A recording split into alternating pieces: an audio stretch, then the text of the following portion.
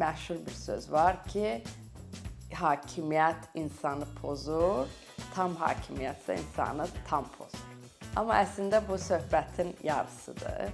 Çünki hakim vəzifələr, güc, səlahiyyət əslində müəyyən bir tip insanları özünə doğru çəkir, cəlb edir.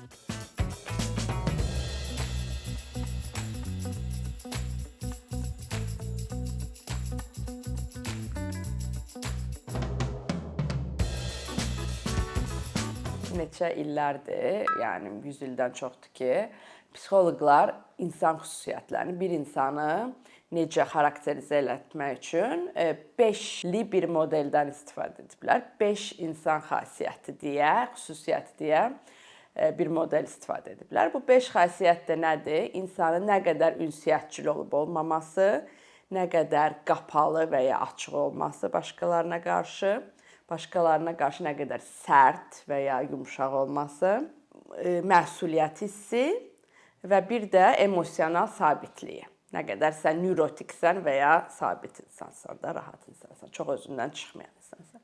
Bu 5 xasiyyətlə hər insanı 1-dən 5-ə qədər xarakterizə edə bilirlərmiş. Amma bu son 30-40 ildə buna bir xüsusiyyət, 2 xüsusiyyət də daha əlavə olundu. Buna hexakon modeli deyilir. Bu modeldə dürüstlük və təvazökarlıq xüsusiyyətləri də bu modelə əlavə olundu.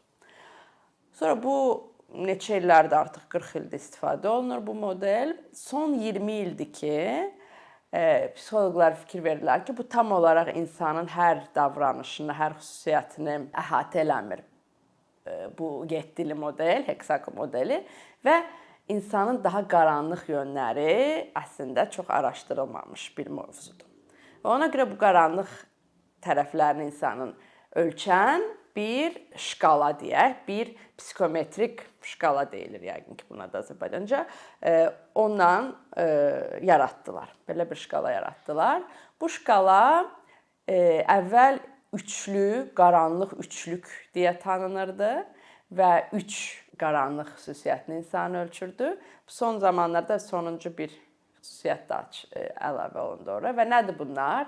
Bunlar narsisizmdir, makiavelyanizmdir, psixopatlıq və son 5 ildə əlavə olunan xüsusiyyət sadizm xüsusiyyəti əlavə olundu. Və bu 4 xüsusiyyətin birləşdirən nədir? Bu insanlarda, bu xüsusiyyətlərdə yüksək bal toplayan insanlarda başqa insanlara qarşı empatiyanın olmaması.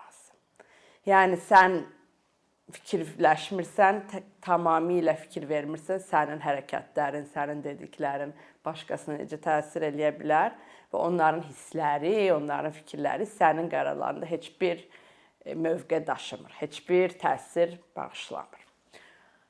Bu əsas, bu 4 xüsusiyyəti birləşdirən bir şeydir. Yəni empatiyanın demək olar ki, sıfıra yaxın olması. İndi bu xüsusiyyətlərdən biraz əlbəttə ki, fərqli xüsusiyyətlərdir. Hamısı xüsusi bir yönü var. Məsələn, narsisizm, çox eşitmisiniz yəqin ki, narsisizm xüsusiyyətini. Çox egoistlik, lovğalıq, sadəcə özlərinə fokuslanan insanlar, onlar elə bilirlər ki, onlar hər şeyin mərkəzidir, dünya onların ətrafında fırlanır və öz imiclərini və öz reputasiyalar onlar üçün ən önəmli şeydir və hər qərarlarında onlar sadəcə özlərini fikirləşərək hər qərarını verirlər. Narsistlər əslində çox yumşaq bir qaranlıq xüsusiyyətdir. Bunlar çox zərəri olmur başqalarına. Daha onun bir yüksək növü var. Grandioz narsistlər, onlar biraz bunun daha dözülməz olurlar. Başqaları biraz daha sərt bir narsistlikdir və insanlar o grandioz narsistlərdən uzaq qaçmağa çalışır bir müddətdən sonra, onları tanıdıqdan sonra. Amma yenə də o insanların çox zərəri yoxdur başqalarına. Bir növ narsist var ki, onlara bədxah narsistlər deyilir.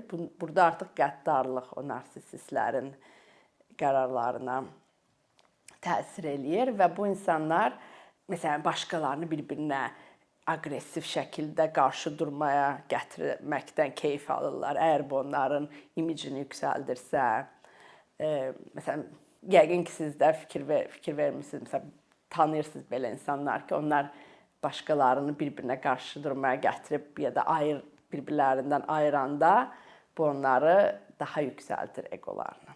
İkinci xüsusiyyət Makiavellizm. Bu insanlar fikirləşirlər ki, məqsəd üçün hər yol mübahdır. Yəni, əgər sən məqsədinə çatmaq istəyirsənsə, hər şeyi edə bilərsən o məqsəd üçün. Bu ilk kəz Niccolo Machiavelli 16-cı əsrdə bir kitab yazıb, Prins deyə kitab. Orada bu haqda bəhs edib ki, əgər bir lider, kral öz hakimiyyətini qorumaq istəyirsə, o hakimiyyəti qorumaq üçün hər yola əl ata bilər. Heç bir yol illegal və ya ayıb ya immoral sayılmır. Hər istədiyini eləyə bilər, yəni o vəzifəsini, hakimiyyətini, gücünü qorumaq üçün. Və bundan o vaxtdan 16-cı əsrdə bu xasiyyətə biz Makiavellizm deyilir və Makiavelliyanlar çox belə yaxşı insanları manipulə edə bilirlər, plan qururlar, hər şey çox düşünərək edən insanlardır. Çox yüksək intellektə malikdirlər, çünki asanlıqla hər kəsi manipulə eləmək mümkün deyil. Çətin bir şeydir və əgər məsələn psixoloq birinə deyirsə, sən yüksək məqsən, bu deməkdir ki, sən çox ağıllısan, çox yaxşı manipulə edirsən, amma yəni yalan deməkdə, aldatmaqda da peşəkarsan. Yəni peşəkar yalançısan da bunu sayılır. Üçüncü daha qaranlıq olan xüsusiyyət psixopatlardır. Psixopatlar biraz daha vicdansızdılar və məqsədləri varsa o məqsədə çatmaq üçün istədiklərini eləyəcəklər. Və əgər bu yolla, bu məqsədə çatmaq üçün başqalarına zərər verirlərsə, bunların heç vecinə olmur. Bundan hətta biraz da kef də alırlar ki, mən istədiyimi eləyirəm və başqalarını vecimə almıram. Bu hissəsində onlara keyf verir. Və bu əslində dediyimiz kimi psixopat olaraq eşitdiyimiz bu xəstəlik deyil. Bu sadəcə buna adda subklinik psixopatlıq deyilir. Yəni sən xəstə deyilsən, sadəcə bu sənin xüsusiyyətindir. Məsələn, 1-dən 5-ə kimi hər kəsdə biraz psixopatlıq var. Amma sən yüksək bal toplayırsansa, sən də bu daha vicdansız bir insansan deyək ki. Vicdansızlıq yəqin ki, psixopatlıqdan ən yaxşı tərcüməsi olar. Yəni ən bildiyimiz gündəlik dildə istifadə etdiyimiz ən çox bilinən sözdür. Və dördüncü xüsusiyyət sadizm isə ən neqativ, ən qaranlıq olan yəqin ki, xüsusiyyətdir. Burada insan sırf başqasına əziyyət verməkdən, sırf başqasını alçaltmaqdan, ona zərər verməkdən, onun ağrısını görməkdən keyf alan insanlardır. Burada heç bir məqsəd yoxdur. Yəni heç bir bu insanlar məqsədə doğru getmirlər. Onların sırf məqsədi odur ki, başqalarına zərər verib mən ondan o keyfi almaq. Amma biz məsələn bir sorğu keçirmişik. 3000-ə yaxın nəfəri sorğu etmişik bu şkalaya görə və görürük ki, əslində bu 3000 nəfərdən sadəcə 9 nəfər 4 və 5 ballarını alır bu şkalada. Yəni əslində 95% insan 3-dən aşağı ballar alır. Yəni sadistlər çox azdır bizim cəmiyyətimizdə ki, bu əslində yaxşı bir şeydir. Nadir görünən bir xüsusiyyətdir. Dediyimiz kimi bu xüsusiyyətlər xəstəlik deyil. Yəni psixoloqlar sağaltmırlar bu insanları, bu xüsusiyyətlərdə yüksək bal toplayan insanları. Sadəcə ola bilər ki, psixoloqlarla işləyərək bu insanların daha tənzimləyə bilirlər davranışlarını. İndi bir söz var, məşhur bir söz var ki, hakimiyyət insanı pozur, tam hakimiyyətsə insanı tam pozur. Amma əslində bu söhbətin yarısıdır. Çünki hakim vəzifələr, güc, səlahiyyət əslində müəyyən bir tip insanları özünə doğru çəkir, cəlb edir, düzdür? Və biz bilirik ki, artıq araşdırmalar göstərir ki, səlahiyyəti yüksək olan rollar, məsələn, liderlik rolları, rəhbərlik rolları, qaranlıq insanları, bu 4 xüsusiyyətini də yüksək olan insanları özünə daha çox cəlb edir. Çünki niyə? sənin gücün olduğun vaxtlar, səlahiyyətin olduğun vaxtlar sən asanlıqla istədiyin bu 4 xüsusiyyətin istədiyi məqsədləri daha asanlıqla əldə edə bilirsən. Narsistlər imiclərini puf-puflaya bilir deyək. Makiavelliyənlər öz istədiyi bütün planları aşağıdan yeridə bilib məqsədlərinə çata bilirlər. Psixopatlar yenə istədiyi kimi başqalar vicdansız hərəkət etməyə daha onlara çox imkan yaradılır. Sadistlər isə yüksək vəzifələrdə olub, başqalarına zərər vermək daha asan olur onlar üçün. Məsələn, tarixdə çox belə misallar gətirə bilərik. Məsələn, İmperator Neron tanınan ən qəddar imperatorlardan biridir. O istədiyi kimi küçədə gedib insanları qılıncını çəkib öldürə bilirdi. Heç bir bundan vicdan əzabı hiss eləmədən. Rəqib gördüyü kişiləri hadım eləyirdi. Qadınları çox asanlıqla təcavüz edirdi və bundan heç bir vicdan əzabı çəkmirdi. Və bu məsələn İmperator Neronu biz asanlıqla psixopat və sadist olaraq klassifikə edə bilərik, xarakterizə edə bilərik. Ya da Ivan Grozny var, o da məsələn rəqibi bildiyi hər insanı öldürürdü və hətta öz oğlunu rəqib olaraq görüb öz oğlunu da öldürmüşdü. Bu da məsələn narsist və Machiavellian bir insanın eləyə biləcəyi bir şeydir. Və indi məsələn görürük ətrafımızda çoxlu müharibələr baş verir. 20-ci əsrdə məsələn çox fərqli bu dəyişdi. Çünki 20-ci əsrin müharibələri əvvəlki müharibələrdən biraz fərqlidir. Və əvvəllər əgər sənə irsən keçirdisə bu liderlik vəzifələri, 20-ci əsrdə artıq sən seçilməliydin bu vəzifələr üçün. Və biz görürük ki, 20-ci əsrdə bu tip daha qaranlıq liderlər yüksək vəzifələrdə daha çox mövcuddular. Sırf onların bu vəzifələrə daha çox cəlb olunduğu üçün. Və ətrafımızda çox siyasətçilər də görə bilərik, hansılar ki, narsistdirlər, bədxah narsistdirlər, çox asanlıqla cəmiyyəti bölürlər, qarşıdurmalara gətirirlər insanları bir-birinə, öz içində, yəni müharibələrə ehtiyac yoxdur, yəni cəmiyyətin öz içində bu baş verir. Əslində bu qaranlıq xüsusiyyəti olan insanları tapmaq üçün dünya liderlərinə baxmağa, heç onları da axtarmağa lazım deyil də bu yəni. Biz hər birimiz yəqin ki, iş yerində bu tip insanları görəcəyik və daha çox bu insanları rəhbər pozisiyalarında görəcəyik yəqin ki.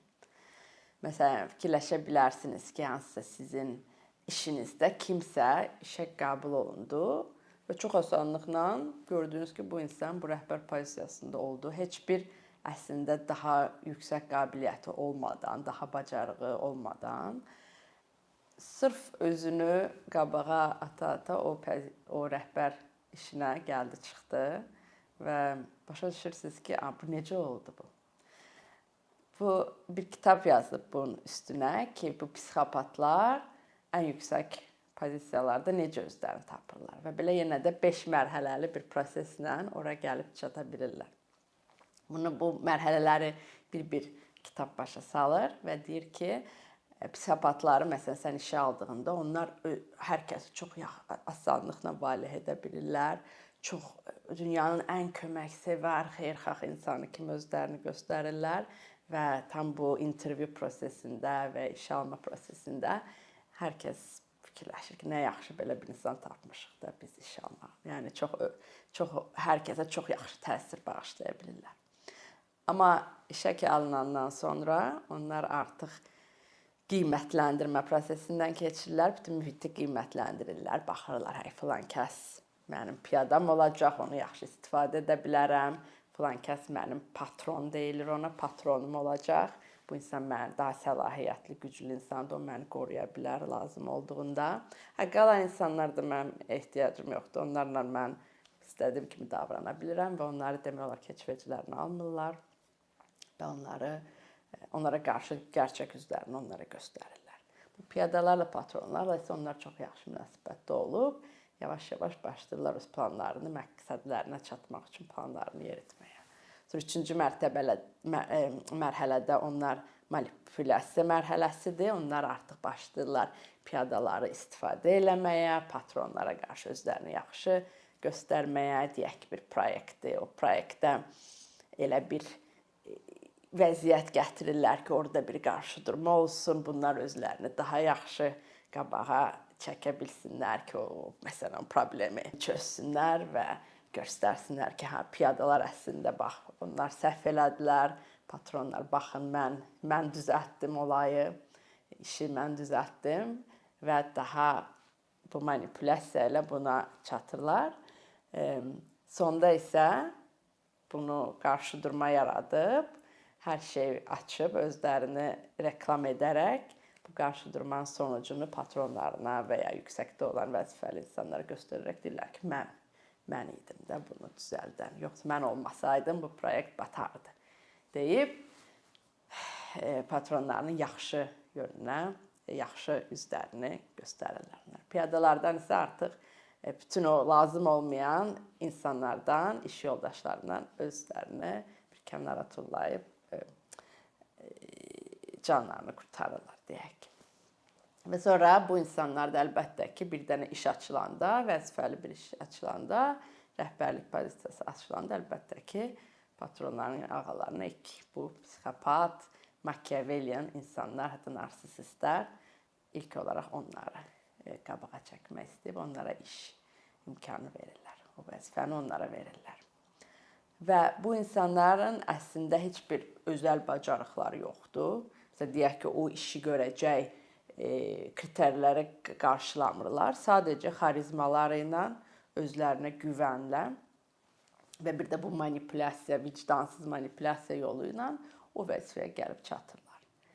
İndi nə edə bilərik bu mövzuda? Yəni, bunları bilirik. Bu bizə artıq hətta normal gəlir. Çünki elə bir rəqabətçil dünyada yaşayırıq ki, əlbəttə, yəni rəqabət ən çox özünü qabağa çəkən gedib yüksəklərə çıxacaq.